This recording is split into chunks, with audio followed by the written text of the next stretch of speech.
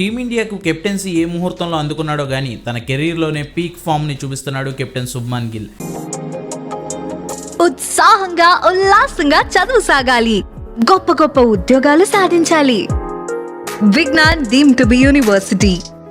ఇంగ్లాండ్తో ఎడ్జ్బాస్టన్లో జరుగుతున్న రెండో టెస్ట్లో రెండో ఇన్నింగ్స్లోనూ సెంచరీ బాదేసి తనెంత భీకరమైన ఫామ్లో ఉన్నానో ప్రూవ్ చేసుకున్నాడు ప్రిన్స్ శుభ్మన్ గిల్. మొదటి ఇన్నింగ్స్లో గిల్ కొట్టిన 269 పరుగులతోనే భారత్ 587 పరుగుల భారీ స్కోర్ చేసింది. మన బౌలర్లు అదరగొట్టడంతో ఇంగ్లాండ్ 407 పరుగులకు ఆల్అవుట్ కాగా తిరిగి సెకండ్ ఇన్నింగ్స్లోనూ భారత్ ఇన్నింగ్స్కు ఇరుసులా మారాడు కెప్టెన్ గిల్. ఇంగ్లాండ్ బౌలర్లను సమర్థంగా ఎదుర్కొంటూ వన్డే స్టైల్లో ఇన్నింగ్స్ ఆడిన గిల్ 129 బంతుల్లో సెంచరీని పూర్తి చేశాడు. టెస్ట్ క్రికెట్ చరిత్రలో మొదటి ఇన్నింగ్స్లో డబుల్ సెంచరీ, రెండో ఇన్నింగ్స్లోనూ సెంచరీ కొట్టిన బ్యాటర్ల జాబితాలో 9వ వాడిగా నిలిచాడు శుభ్మన్ గిల్. అంతేకాదు సునీల్ గవాస్కర్ తర్వాత ఈ ఘనత సాధించిన భారత బ్యాటర్గాను మరో రికార్డు నెలకొల్పాడు.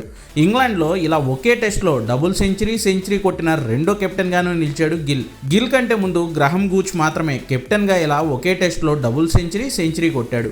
సో గిల్ సెంచరీతో భారత్ 500కు పైగా టార్గెట్ను ఇంగ్లాండ్కు నిర్దేశించడం అయితే కన్ఫర్మ్ అయిపోయింది.